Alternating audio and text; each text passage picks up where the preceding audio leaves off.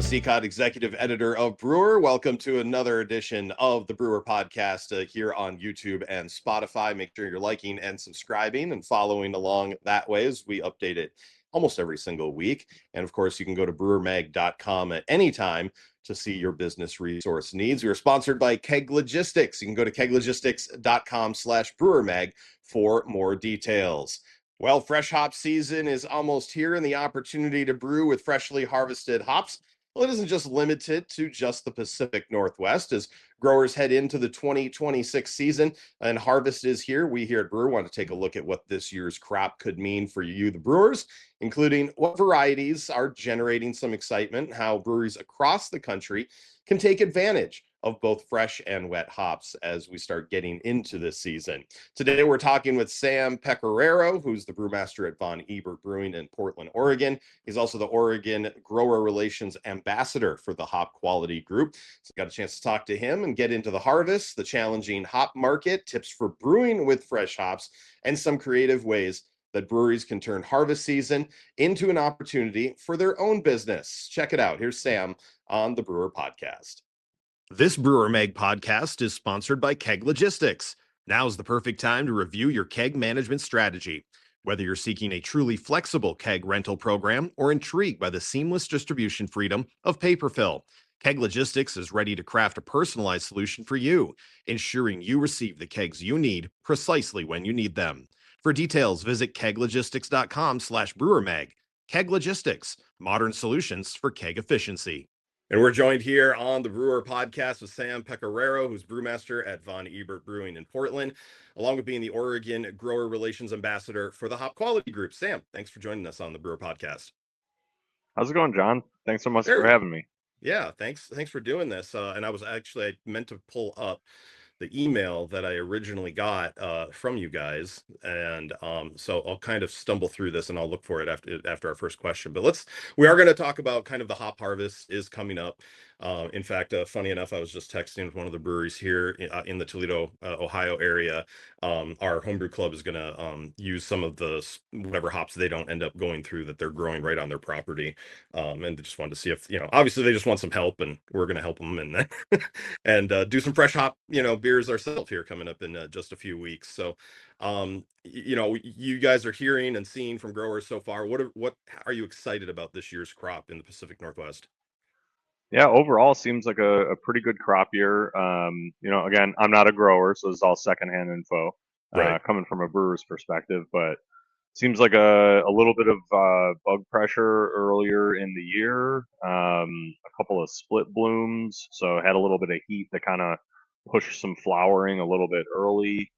That's on a couple of the common offenders like Centennial. I think I heard maybe from one grower that actually happened to Citra, which is a little bit weird. But overall, quality seems to be fantastic. Timing seems to be about spot on. So really, I think I'm just mostly excited that it's a fairly uneventful year. We've had very few uneventful years over the last 10 years, so it's nice to have a little bit of normalcy.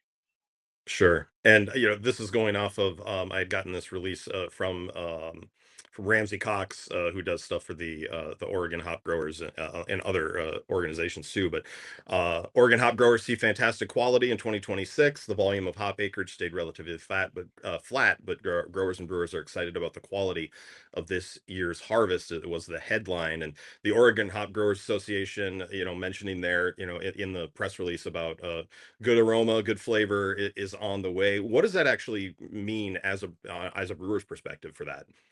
Yeah, well, one, it gets us excited for selection, right? It Yeah. means that you're probably not going to have to be hunting for those lots that'll work for you, right? There's high quality across the board. Very likely going to see tables at selection where we've got 3 to 6 lots on the table, and 5 of them are fantastic and will work just great. So really excited for that, to have a lot of good high quality hops out there. It means fresh hop season is going to be really fun. Fresh hops, a lot of juggling for brewers and making sure that we're hitting that timing just right. And when quality's coming in fantastic, it means there's going to be a lot of really high quality fresh hop beers out there. So that's going to be fun to taste through in a couple weeks here. Sure, sure. Like what like how are the conversations going for you right now because of the fact that it is coming to that time, and you do you just block out like a brew schedule and think, okay, well, they're thinking this, so we're probably going to brew on this day. Like how do you even schedule a brew day when, you're trying to put a regular production schedule out? Like how kind of hectic does it get for you? Yeah, our director of operations, Eric Ebel, he does a fantastic job of this every year. And really, it's coming up with contingency plans and having multiple growers that you can work with. Mhm. Um, especially when you're trying to get a little fancy and maybe use some hops that there's not a ton of acreage for, right? So we've won a couple years in a row at Oregon Beer Awards with a fresh hop hazy called Sector 7, and we use Crush in Mhm. that beer, fresh hop Crush. And driving up to Yakima for that one, it's a 6 hour round trip drive. Going down to Willamette Valley is only an hour and a half round trip for most of the farms, Mm. and there's not much acreage of it. So it's been really tricky for a couple of years to try and make sure that we're timing that spot on. And if the grower isn't, ready to harvest that day, then we're going to have to shift the brew schedule. But Yeah. in Willamette Valley, we might have the option of, if the grower isn't ready to pick that day, there might be another farm right nearby that we've also gone and rubbed some hops at and said, oh, this is our backup plan. We'll scoot over there instead. So Nice. really just kind of judging how long harvest is, where you want those hops within that harvest, and then having backup plans. The question I'm going to ask is, what does the hop market say to you right now? But this is obviously going off of, I read hop queries from Stan Hieronymus recently, where he's been Mhm. mentioning this in the press release that I had gotten from you guys. After several years of declining hop acreage, the overall U.S. acreage is essentially flat when it comes to it. I mean, what does that say about what the hop market is right now? Well, there needed to be a huge correction. I mean, there were gigantic inventories, and to have it flat tells me that we're heading in the right direction. This wasn't a 1 year correction that needed to happen. This has happened over like 4 to 5 years at this point. Hmm. So being flat means that it's actually worked, and that those corrections and inventory that needed to happen are actually starting to happen. It also probably is a indicator of brewery openings and closings kind of leveling out. Hmm. I don't know how many years behind that would be, but probably several. Yeah, I think that's a good indicator. It makes for a little bit more normalcy and predictability. Do you feel that it's getting healthier, from your perspective of when it comes to ordering or needing, and knowing what your supply and what the demand out there is, like not as hectic as maybe it was 5 years ago? Yeah, I think well, let me say this. It probably wasn't. It wasn't very hectic for the brewer. It was very hectic for suppliers and for growers. Hmm. So I don't think the brewers had to really deal with a ton over the last 5 years. It's mostly been on the other side of the supply chain. Gotcha. Um, now let's talk about fresh hops. And the fact that you do have these coming up. Are there some hops that are just better suited for fresh hops than others? Like, is it? And obviously, I know timing is going to be a part of this because it's like, okay, the first ones available are the ones that you kind of want to be able to celebrate with. But do you have your arsenal of what you like to work with? Yeah, absolutely, John. There's no way I'm gonna uh, pick on any particular hops and tell you that we don't like using them. Uh, because a lot of those hops are fantastic for other reasons, right? Or are amazing hops that can be used in a ton of different ways. We tend to, well, let me start here. We don't really have a preference for hot side versus cold side. Mm. We just like to kind of do what's best for the individual hop and the individual beer, right? So some Mhm. more sulfur forward hops might actually, if you're putting them into a beer where you don't want a lot of sulfur, that actually might work a little bit better hot side. And then just kind of finding, that target window for when you want to release, right? Like there's a ton of beers that come out, I don't know, probably within like 10 days of today. Yeah. And those are those really early harvest hops that, that they can make great beer. Um, But what we do, sorry, I'm kind of losing my train of thought here. I'm getting excited about harvest season. Uh, what we do tend to be high impact hops that work well in beers that we already make. So Mm, we tend to take core brands like Volatile Substance, our Northwest IPA. It's our top selling beer. Very Mosaic and Citra forward. So we tend to use Mosaic or Citra fresh hop in that beer to kind of marry into the components that are already there. With Sector 7, our another core brand, hazy IPA, we use Crush because we just think it brings a really unique character to that beer. There's no crush in it other than that, but it seems to work very well. gotcha. So those are probably the varieties that you have at the top of your list. Is there anything new that you've, kind of get a chance to get at that, and maybe the rest of the country is not going to see right away? I know there's always new numbers, new experimentals, or maybe something that finally is blossoming a little more and able to get a little bit more out. Like, what are you excited about? Like you said, you're losing your Oh train of yeah, thought and you're ready for some stuff. no, yeah, some really cool stuff. So Crush is now being grown in Oregon, Hmm. not just in Washington. So really excited about that. There wasn't enough for us to get any fresh hop in Oregon this year, but we're looking forward to that next year and giving that a shot. Seeing if it's much different than what's being grown up there. Um, yeah, a lot of people are making some really cool hops with some of the uh, smaller acreage hops. Shout out to Indie Hops. They've got some really cool ones. Had some awesome Luminosa, some really good like Lorien fresh hop beers, particularly in lagers. Ton of suppliers and hop breeding programs out there that are making some really unique things. Just in case there is someone that hasn't done a wet hop beer, first time picking things up in the morning, brewing that afternoon and getting ready. How do you prepare for that? Like, what is something that almost anyone that's never done it doesn't do it the first time and they're like, crap, I should have done this. Like, what's the preparation that you feel is important for a brewery before they start brewing that day? I would quadruple check with your grower to make sure that your hops are actually going to be ready. Especially if you're doing a beer hot side, you know, timing is everything, right? And you want to make sure you get those hops right back to the brewery, and however you're going to use them, if that's in the louder ton, kind of as a post boil addition, which a lot of people do. Yeah, you got to get that timing right. So just triple checking with the grower, making sure that um, that the hops are going to be ready, and then definitely planning for a little bit of extra cleanup as well. Um, it's a lot more work than a regular turn for a brew house. Sure. How about, obviously you guys get, the spoils of it being so close. And I know there's breweries out there that literally plane hop from, I think the guys in Denver do that. They'll jump Oh on a yeah, plane, fly out, grab it, fly back and brew that day. Ohio does have, obviously we have some Michigan hops nearby, so I know we can kind of get that. But if there's someone that is, I guess, landlocked away from having that opportunity to really do it in the first day, I mean, how do you capture that excitement of harvest season? Do you think there's so many ways now? Like, what do you kind of lean towards if someone's asking you that's not able to just go and pick that day?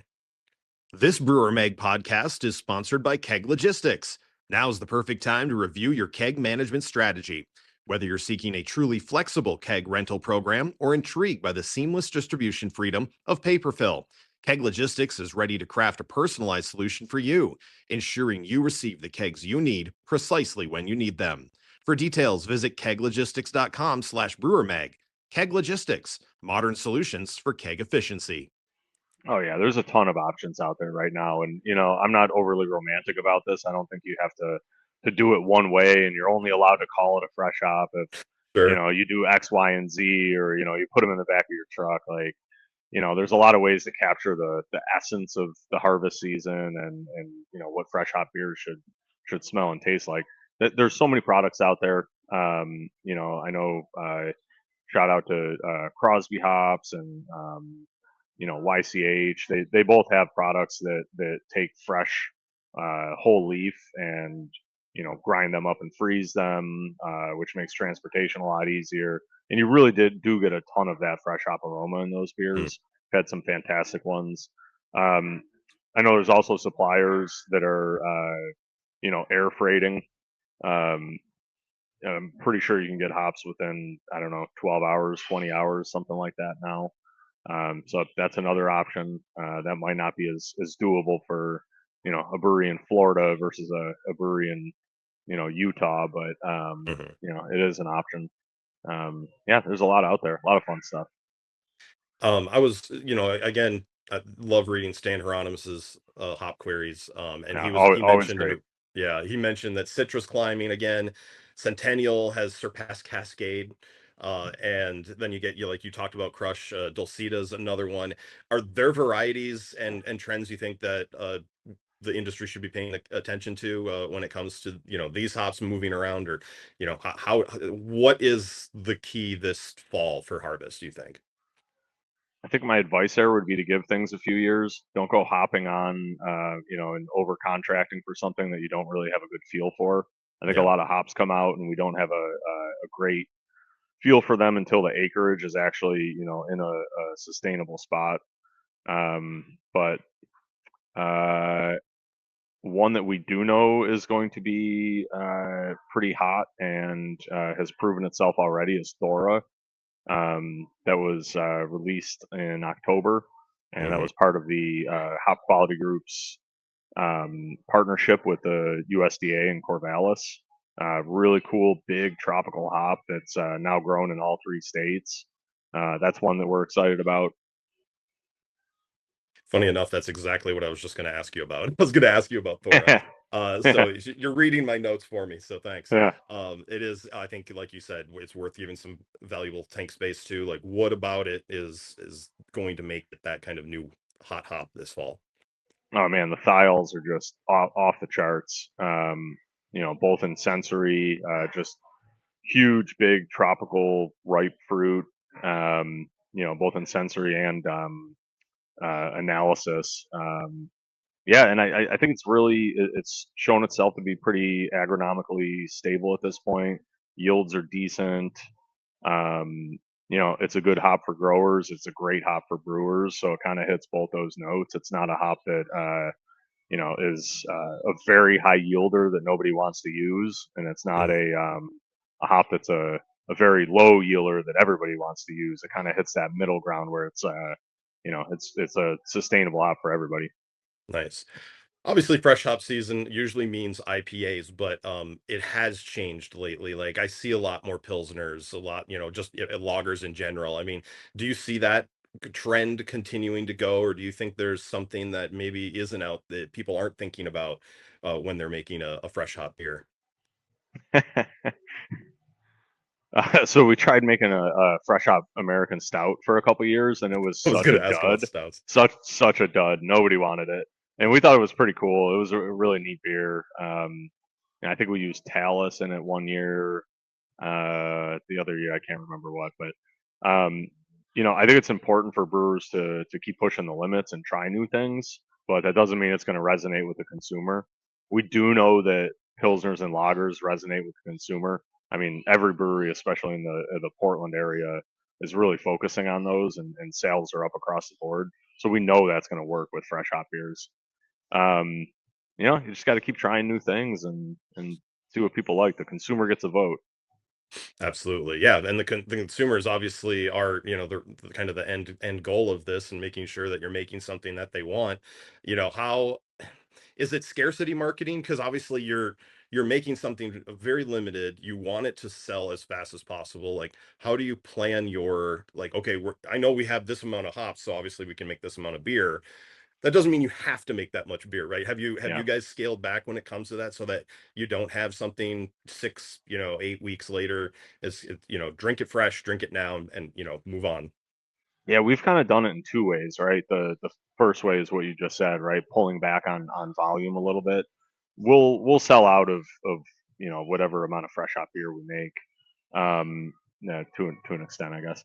But the big thing for us has always been release timing. We have really favored varieties and processes that tend to push the beer into a little bit of a later release. And Mm. this year we've really decided to push that a little bit more to the beginning of harvest. There's just this gigantic spike in sales in late August. And if you drag that release out to late September, you're going to kind of be behind the ball a little bit. So, fresh hop volatile that we've made for years and years here. Uh, Sometimes it's come out at the beginning of October, and while it sells well, it's just like, there's in any tap room in Portland, there's like 12 fresh hop beers on, and if you're the last one to get tapped, the consumer might be moving on to new things already. So yeah, Gotcha. just turning those two knobs, time and volume, I guess. Yeah. What's new with you guys otherwise? I mean, how many, first off, how many fresh hop beers are you guys planning, for this fall? And then, kind of what else is on the horizon for you guys? Yeah, we've always done I don't know, somewhere between probably 3 and 5. This year we're only doing two, Mm. but really focusing on a volatile substance with Simcoe, which is something we've never done. We've always really focused on Mosaic with that beer, so we're Hmm. really excited to kind of put a new combination out there, and then we're going to bring back Sector 7 with Crush again. Awesome. Cool. Well, yeah, that's kind of some of I think it's always important, and I've never had a chance on the podcast, to kind of have it timed out right to talk about this before things hit, because I always hate like interviewing people in the heat of it, and then all of a sudden, by the time you get to watch it, the season's already pretty much over. So, kind of, I Yeah, appreciate you jumping on early with us as these things are gonna, be ramping up here at the end of August. So, I appreciate you taking the time to talk fresh hops with me. yeah, absolutely, fun time. Cool. Well, I like to end things a little more fun though. Obviously, the hops is fun. This one's not as business heavy, I would think, as sometimes we get into it. But I do like to end with some levity. So I got three questions. They're kind of goofy. Get to know you a little bit. So we'll get on this first one. What's the biggest mistake you've ever made in brewing that you can laugh about now? Oh man, this one's great. So I was working for a brewery called the Commons Brewery. This was back in, I don't know, 2014 maybe, sometime around there. And I left to go to my wedding and flew across the country, went and got married, and I left a beer carbonating overnight. So the rest of the crew came in the next day, and the PRV was blowing and beer was coming out the top. So yeah, that's Oh good. wow. I'm glad I told everybody that on a podcast. That's nice. It was 12 years ago Yeah, you're forgiven now, I think. I though. think Yeah, you're good. thanks. If you were stranded on a desert island but could only bring one weird item from within your brewery, what would you be taking with you? Water filter. Nice. That'd be a good one. The important one for a desert Huh? island. Yeah. Yep. Cool. Last one. This one's always fun. The crust, the sauce, the cheese, or the toppings. What in your mind makes a good pizza? Hmm.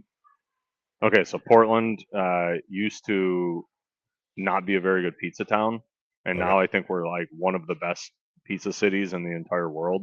It's incredible. We've got a ton of great pizzerias here in so many different styles. So I'm just like kind of rifling through my Rolodex of local pizzerias right now. Um, I would say I'm not a big fan of toppings, Okay. and I think the crust is really what differentiates a lot of these styles. So I'm Yep. gonna go with crust. That's exactly. It used to be the toppings for me. And now, yeah, now that we make pizza at home, like the amount of thought and process we put into like creating good pizza dough, like not just buying it from the store. Like that's what we started with, and then we're like, wait, we could probably do this. And with YouTube and TikTok, like you can find all this information. And then I took my wife to New York, well, to the last two falls, and she's just fallen in love with the slice, from New York. She wants that crust, and obviously it's like then we're starting, it's just like brewing. You're getting into the water It's profiles and you're like exactly like creating. brewing. It's so Yep. much fun. So, well, awesome. I'm glad that we're on the line there, and we'll have to grab a beer and a pizza together sometime and continue that conversation. So, Sam, Would I love that. appreciate you being on the podcast. Thanks so much, John. Have a good one. This Brewer Mag podcast is sponsored by Keg Logistics. Now's the perfect time to review your keg management strategy. Whether you're seeking a truly flexible keg rental program or intrigued by the seamless distribution freedom of paper fill, Keg Logistics is ready to craft a personalized solution for you, ensuring you receive the kegs you need precisely when you need them. For details, visit keglogistics.com/brewermag. Keg Logistics, modern solutions for keg efficiency.